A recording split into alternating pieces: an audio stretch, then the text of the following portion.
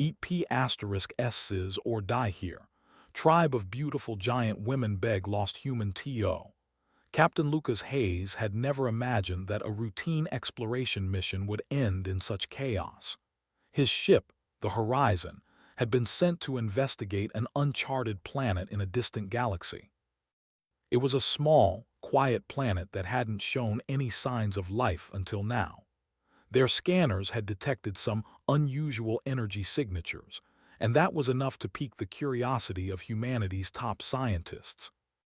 But now, as the ship's systems failed and the stars outside twisted into strange patterns, Lucas could only think of one thing: survival.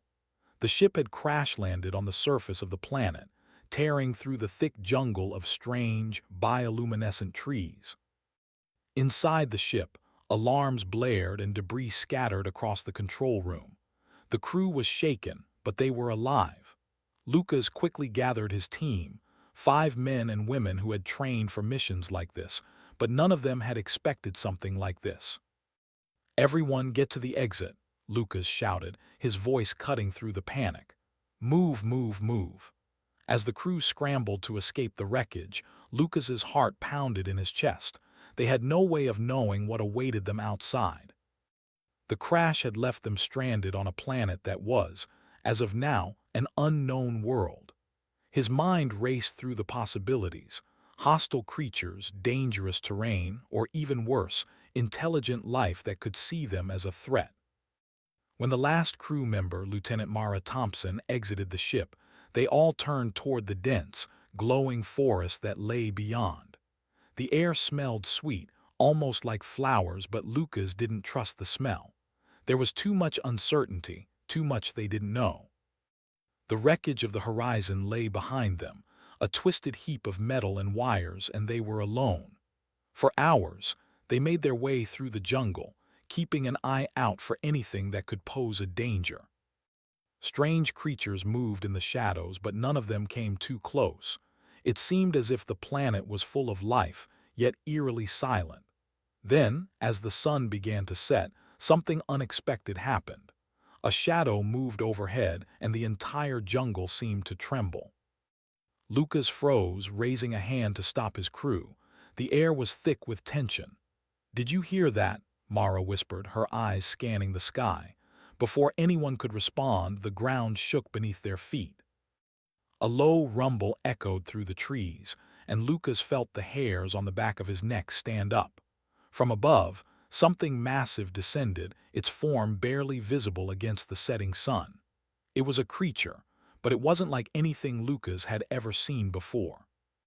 The creature landed with a thunderous crash, sending a wave of dust and debris flying. As it stood, Lucas's breath caught in his throat. It was a woman, at least it appeared to be, but she was no ordinary human.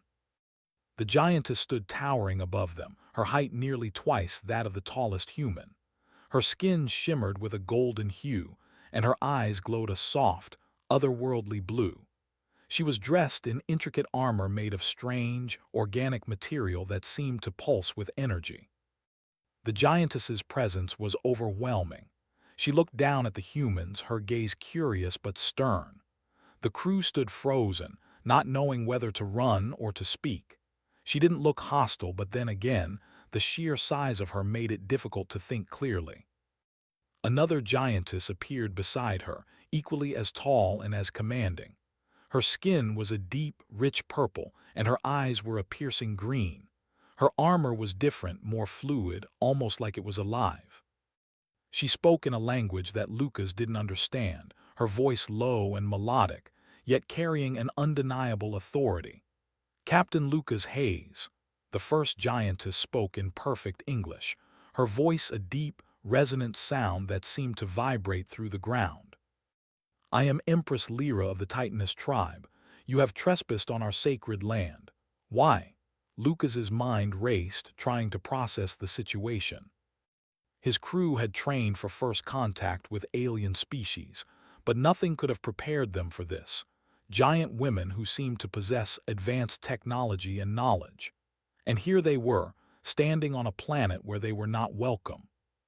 "We didn't mean any harm," Lucas said, his voice steady despite the overwhelming circumstances. "Our ship crashed. We're stranded here." Empress Lyra studied him for a moment, her glowing eyes narrowing. "Your ship, it is damaged beyond repair. You are stranded." She glanced at the wreckage in the distance. "And you are now in the domain of the Titaness tribe." Lucas's crew exchanged nervous glances. This was nothing like any mission they had ever undertaken.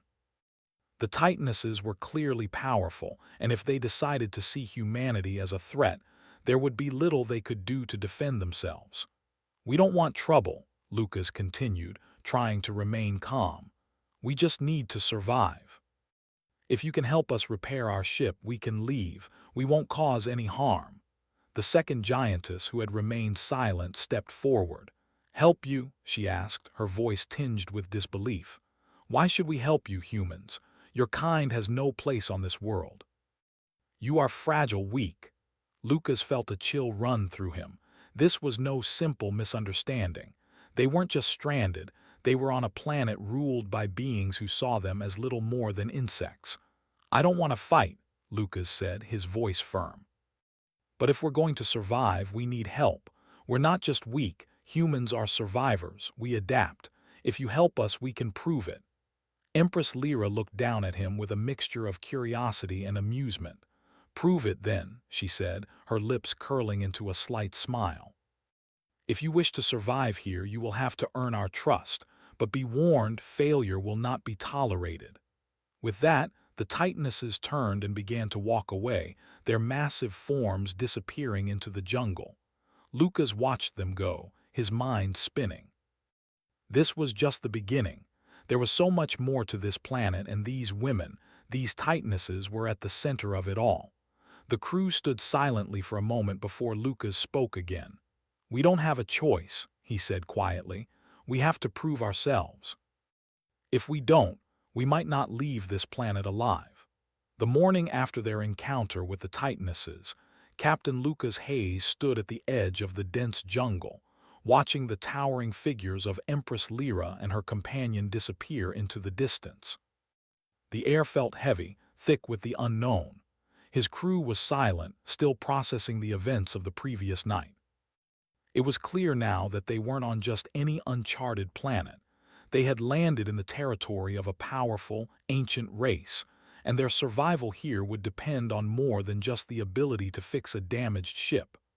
"We have to follow them," Lucas said, breaking the silence. His voice was steady, but there was an edge of urgency in it. "We need their help if we're going to get off this planet." Lieutenant Mara Thompson, standing beside him, nodded. "But how do we prove ourselves to them? What if they don't care about our technology? What if they see us as nothing more than pests?"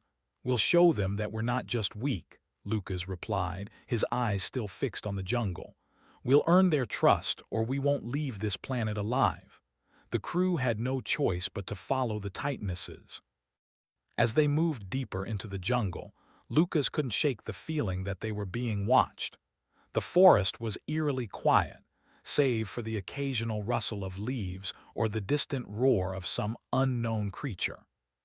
Despite the danger, the humans pressed on, moving with the hope that somehow they would find a way to survive. The journey was difficult. The jungle was dense, and the air was thick with moisture. The humans were not used to the oppressive heat or the strange, alien flora that seemed to stretch endlessly around them. Every step was a reminder of how different this world was, how far they were from home. But despite the challenges, Lucas remained focused. The Titanesses were their only hope. After hours of trekking through the jungle, the humans finally reached a large clearing. In the center stood a massive stone structure, unlike anything Lucas had ever seen. It was ancient, its surface carved with intricate symbols and patterns that seemed to glow faintly in the twilight. The stone walls were covered in moss and vines, but there was a sense of purpose to it, a feeling that it had once been something important. "This is where they live?" Mara asked, her voice filled with awe. Lucas nodded. "It looks like some kind of temple or stronghold. If they brought us here, it must be important." As they approached the structure, the ground beneath their feet rumbled, and Lucas felt a sudden wave of unease wash over him. The Titanesses were already waiting for them at the entrance. Empress Lyra stood at the top of a series of stone steps, her glowing eyes watching them closely. "You have followed us," she said, her voice carrying the weight of authority. "Now you will prove that you are worthy of our assistance." Lucas stepped forward, trying to hide the nervousness he felt. "We will do whatever it takes. If you help us, we can offer you our knowledge and technology. We can work together." Empress Lyra studied him for a long moment before responding. "Knowledge and technology are not what you need here. What you need is strength, the strength to survive on our world, the strength to prove that your kind is not as weak as you appear." "Strength?" Lucas repeated, his mind racing. "What do you mean? We're not here to fight." The second Titaness, who had remained silent up until now, spoke. Her voice was soft but carried a cold edge. "On this world, only the strong survive. If you cannot prove that you have the strength to endure, you will not leave." "What do you want us to do?" Mara asked, her voice steady, though Lucas could see the tension in her eyes. Empress Lyra's lips curled into a faint smile. "You will survive our trials. Only then will you have earned our help." The humans exchanged uneasy glances. What kind of trials did the Titanesses have in mind? And more importantly, would they survive them? Without another word, Empress Lyra turned and motioned for them to follow. As they moved deeper into the temple, Lucas couldn't help but wonder what the Titanesses had planned. But there was no turning back now. If they wanted to live, they had to prove themselves. The first trial began in an open chamber deep within the temple.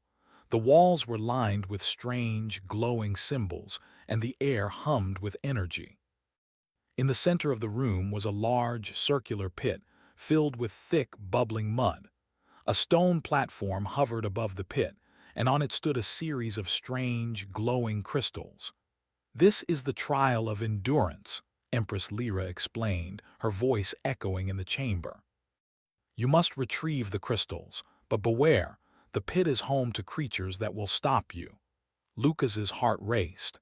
He had no idea what kind of creatures they were dealing with, but he knew one thing: the Titanesses weren't going to make this easy.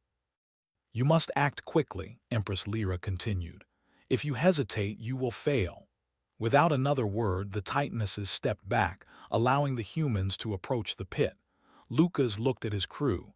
They had no choice but to trust each other and work together. This was their only shot. "Ready?" Lucas asked, his voice steady but filled with determination. Mara nodded. "Let's do this." The moment they stepped forward, the ground beneath their feet trembled. The pit bubbled violently, and suddenly, massive tentacles shot up from the mud, each one thick and covered in sharp, barbed spikes. The creatures' slithering, writhing masses of flesh were clearly designed for combat. They moved with terrifying speed, their eyes glowing with a predatory gleam. Lucas instinctively pulled out a blaster from his side, but the creatures were too fast. He aimed and fired, but the beam seemed to do little more than cause the creature to retreat slightly before it surged forward again. "Get to the crystals," he shouted, realizing that fighting the creatures would waste time. The crew rushed forward, dodging the attacking tentacles and leaping from stone to stone across the slippery platform. But the creatures didn't give up. Every time one of them made a move, another one seemed to appear from the depths of the pit. "Come on, move," Mara yelled, her voice filled with urgency. Finally, Lucas reached one of the glowing crystals, grabbing it and holding it up. But just as he did, a massive tentacle shot out, wrapping around his ankle and pulling him toward the pit. His body slammed against the stone, and for a moment everything went black. "Lucas!" Mara cried, reaching out for him. But before the tentacle could drag him any further, a powerful force pulled it back. The second Titaness, who had been watching from the sidelines, extended her hand and summoned an energy blast that shattered the tentacle into pieces. "Get him out," she said, her voice commanding. With the Titaness's help, Lucas was pulled free and dragged to safety. His team, despite their exhaustion, continued to fight their way through the pit. Slowly but surely, they retrieved all the crystals and made it back to the edge. Breathing heavily, Lucas stood, looking at the Titanesses. They had passed the first trial, but just barely. "You have shown some strength," Empress Lyra said, her voice soft with approval. "But this is only the beginning." After their success in the first trial, Captain Lucas Hayes and his crew found themselves facing a new challenge. They had proven their endurance, but the Titanesses had made it clear that their trials would not be easy. As they gathered in the ancient stone chamber, the air seemed to grow heavier, and the distant sounds of the jungle beyond faded. This was not the world they had crash-landed on. It was a place of ancient power, and the Titanesses were its guardians. Empress Lyra stood before them, her towering figure casting a long shadow over the humans. Beside her, the second Titaness, a silent observer, looked on with a piercing gaze. Her eyes, glowing green, never left the humans. "You have passed the trial of endurance," Empress Lyra began, her voice deep and resonant. "But strength alone is not enough. The next trial will test your minds, your wisdom, and your ability to adapt." Lucas wiped the sweat from his brow. The first trial had pushed them to their limits, but it was clear that the Titanesses weren't just looking for survival. They wanted to see if humanity had the intellectual capacity to thrive on their world. "Before we begin," Empress Lyra continued, "understand this: there is no failure. If you do not succeed, you will remain here and you will never leave." The gravity of her words hit hard, and the crew exchanged uneasy glances. There was no room for error. Their survival depended on these trials, and failing would leave them stranded forever, alone on this strange and unforgiving planet. "Follow me," Empress Lyra said, turning without another word. The crew followed, stepping deeper into the ancient temple. As they walked, Lucas couldn't help but notice the walls of the temple. They were covered in symbols, intricate patterns that seemed to shift as if they had a life of their own. The air was thick with an odd, almost hypnotic energy, as though the temple itself was alive, watching them. After what felt like an eternity, they arrived at another chamber. This one was different. Instead of the open space they had been used to, the room was narrow, its walls lined with intricate carvings. In the center of the room was a massive stone pillar, surrounded by floating, glowing orbs. They hovered just above the ground, gently bobbing in the air as if waiting for something. "Welcome to the trial of the mind," Empress Lyra announced. "This trial will test your intellect, your creativity, and your ability to solve problems. You will need to work together to unlock the secrets of the chamber. Only when you have done so will you pass." Lucas looked at the glowing orbs. The challenge seemed straightforward at first: solve the puzzle, move on, and survive. But there was something about the room that felt unsettling. The orbs didn't seem like just lights. They seemed to be connected to the very fabric of the temple itself. "You have 1 hour," Empress Lyra said. "Begin." The second Titaness stepped back, crossing her arms as she observed them. Her eyes narrowed, waiting to see how they would respond. Lucas felt the weight of the moment. This trial wasn't just about brute force. It was about thinking quickly, understanding the challenge, and solving it. He turned to his team, knowing they had to work together if they were going to succeed. "All right," Lucas said, his voice firm. "We need to figure out how these orbs work. Everyone, look around the room. The symbols on the walls, they might be part of the puzzle." Mara, the sharpest strategist of the group, stepped forward and began inspecting the carvings on the walls. "These symbols, they seem to match the patterns on the orbs. I think each orb corresponds to a different symbol." "We need to figure out the right order," Lucas said. "But how?" Mara furrowed her brow. "Look at the center of the pillar. There's a depression in the stone. I think we need to place the orbs in that order to unlock something." The crew began to work quickly. They examined the glowing orbs, each one pulsating with light, while the symbols on the walls seemed to shimmer and shift in response to their movements. As they worked, the tension in the air grew. Every move they made seemed to trigger new responses from the room, low hums, the faint vibration of the stone beneath their feet. It felt like the temple itself was alive, watching, waiting. Lucas reached for one of the orbs. As his fingers brushed the surface, a pulse of energy shot through his hand, making his arm tingle. He quickly pulled his hand away, but the orb continued to hover, waiting for the next move. "This is more than just a puzzle," Lucas said, his voice low. "It's a test of our ability to understand energy, to work with the environment. We need to think of it as a whole." The crew continued working together, each contributing their insights. One by one, they placed the orbs on the pillar in the correct order, matching the symbols on the wall with the glowing orbs. As the last orb settled into place, the ground beneath them trembled. The orbs began to glow brighter, their light intensifying as the symbols on the wall shifted, revealing a hidden passageway.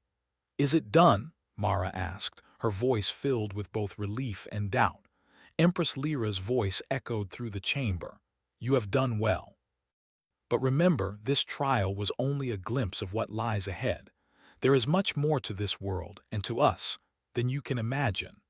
With a loud grinding noise, the stone wall before them slid open, revealing a narrow passageway leading deeper into the temple.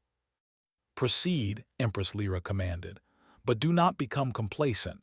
The next trial awaits." The humans stepped forward, their hearts pounding with a mixture of relief and nervousness. They had passed the trial of the mind, but the tightnesses were clear. Their survival here would require more than just intellect and endurance. It would require everything they had: strength, intelligence, and the will to succeed. As they moved through the passageway, Lucas couldn't help but feel a sense of awe. This place, this ancient temple, was more than just a series of challenges. It was a test of everything humanity stood for, and with every trial they were learning more about themselves. They had been forced to face their weaknesses, and now they were stronger for it. "Stay focused," Lucas said to his crew. "We're not done yet. There's more to come." They continued on, knowing that the next challenge could be their toughest yet. But no matter what the tightnesses threw at them, they were ready. They had come this far, and they would not give up now. The passage ahead was narrow, the walls pulsing with an eerie light as Lucas Hayes and his crew moved deeper into the ancient temple. Their hearts were still racing from the trial of the mind, but they knew that the hardest part of their journey was yet to come. The tightnesses had made it clear. Surviving the trials wasn't just about proving themselves, it was about surviving their world. As they walked, the air grew colder, and the ground beneath their feet seemed to shift, as though the very temple itself was alive. The further they moved, the more intense the energy became, and Lucas couldn't help but feel as if they were being drawn into something much bigger than they had anticipated. Empress Lyra's voice echoed through the stone corridor. "You are nearing the final trial. If you fail, your fate will be sealed, but if you succeed, you will earn the right to return to your ship." Lucas nodded, his mind focused. They had no choice but to succeed. The thought of failure was too overwhelming to consider. His crew had worked together, fought together, and survived the trials. But this final test would push them to their limits and beyond. As they entered the next chamber, the temperature dropped sharply. The walls were lined with strange, shimmering stones, and the air was thick with an unnatural fog. The room was vast, the ceiling lost in shadow, and in the center, a massive stone altar stood. Above it, a swirling vortex of dark energy spun, its colors shifting and twisting like a living thing. "You are here," Empress Lyra said, her voice softer now, almost contemplative. "This is the trial of sacrifice. You must prove your willingness to give everything for survival, your strength, your pride, and your very will." Lucas stepped forward, his eyes fixed on the vortex above. "What do we have to do?" His voice was steady, but his mind raced. Was this trial a test of their physical abilities, or was it something more? The second tightness, who had remained silent during the previous trials, spoke for the first time. This trial is not about brute force. It is about your ability to sacrifice for the greater good. Each of you must face your deepest fears and make a choice. Only then will the trial be complete. Lucas's heart skipped a beat. A test of their fears. They had already faced so much, but this was something different. What kind of choices would they be forced to make? Suddenly, the ground beneath their feet rumbled and the fog thickened. Lucas could feel it pressing against him, as though the very air was alive, trying to suffocate him. His crew moved cautiously, their eyes scanning the dark shadows around them. The swirling vortex above seemed to pull at the very core of their beings. One by one, the crew members began to step forward, drawn toward the altar at the center of the chamber. As they approached, the shadows in the room seemed to move, swirling around them like tendrils. Each of them felt a sharp, cold chill as their deepest fears began to take shape in the darkness. Mara Thompson was the first to react. She stopped dead in her tracks, her face pale. No, not this. Her voice was shaky, barely a whisper. The air seemed to shimmer, and before her, the shadows took the form of her greatest fear, the loss of her family. Figures of her loved ones appeared, but they were fading, disappearing, as if being pulled away by some invisible force. "Please don't take them from me," Mara whispered, her voice breaking. She reached out to them, but the figures only continued to fade. Lucas watched as his friends struggled. This was it, the moment where they would have to face what they feared most. But there was no time to waste. They had to succeed. "Mara," Lucas called, stepping toward her. "You can't let it control you. This is just an illusion. You're stronger than this." With a gasp, Mara's eyes snapped open and she looked at Lucas. She took a deep breath, letting the fear wash over her but not letting it take hold. Slowly, the figures of her family began to fade and the darkness around them receded. Mara turned to the others. "I'm ready," she said, her voice stronger than before. The next to face their fear was Lieutenant Adam Cruz. He stepped forward and the shadows shifted once again. In front of him appeared an image of the battlefield. His soldiers, comrades he had once led, falling one by one to the enemy's onslaught. The cries of the dying echoed around him and he felt the weight of their deaths heavy on his heart. "No," Adam shouted, his fists clenched. "I couldn't save them." Lucas could see the pain in Adam's eyes. The guilt, the sorrow, it was consuming him. But like Mara, he couldn't let the darkness control him. He had to overcome it. "Adam," Lucas said, his voice firm, "you didn't fail them. You fought with everything you had. They would be proud of you." Adam hesitated for a moment, but then, with a deep breath, he looked around. The figures of his fallen soldiers began to fade, the battlefield dissolving. Adam's shoulders relaxed and he turned back to face Lucas, a faint smile on his lips. "I'm with you. Let's finish this." One by one, the others faced their own fears.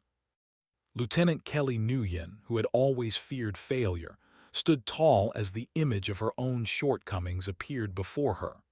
Sergeant Ivan Kuznetsov, haunted by the memory of the mission that went wrong, had to confront his own doubts. Each of them faced the darkness, and each of them found a way to push through it, refusing to let the illusions control them. Finally, it was Lucas's turn. He stepped forward, his heart pounding in his chest. He could feel the presence of the darkness pressing against his mind. And then before him, the shadows took shape. He saw a vision of Earth destroyed, cities reduced to rubble, the oceans poisoned, and the sky filled with smoke. He saw his people, his family, dying in the ruins, and in the center of it all was his own failure. He had been too weak to save them, too powerless to stop the destruction. "No," Lucas whispered, his voice cracking. "This can't be real." The vision of Earth's destruction became clearer, more vivid. He saw the face of his younger sister, her eyes filled with fear, reaching out to him for help. But Lucas could do nothing. He was powerless to save her. The fear was overwhelming. It was a crushing weight, a deep ache in his chest. He wanted to run, to hide from the vision that was suffocating him, but he knew deep down that he couldn't. He couldn't let Earth fall into ruin. He couldn't let humanity die without a fight. Lucas, a voice called soft and steady. It was Mara. She had faced her own fears and was now standing beside him, reaching out her hand. "Don't give up," she said, her voice filled with conviction. "We're here. Together we'll fight. You're not alone." Lucas looked at her, and for a moment the vision of Earth's destruction faded. He took a deep breath and turned away from the darkness. He wasn't alone. They weren't alone. Slowly, the shadows receded and the swirling vortex above them began to calm. The trial was over. The room grew still and the air lightened. Empress Lyra stepped forward, her eyes fixed on the humans. "You have passed. You have proven that you are worthy of survival. Your willingness to face your fears and to overcome them is what sets you apart." Lucas breathed a sigh of relief. They had done it. They had survived. "Return to your ship," Empress Lyra said. "You are free to leave. But remember this. The strength you have shown here will serve you in the challenges ahead. The universe is vast and there are many more trials to come." The crew turned to leave the temple, their steps lighter than before. They had faced the darkest parts of themselves, and they had emerged victorious. As they walked toward the exit, Lucas felt a sense of pride swelling in his chest. They had proven their worth, not just to the Titanesses but to themselves. They were ready for whatever came next.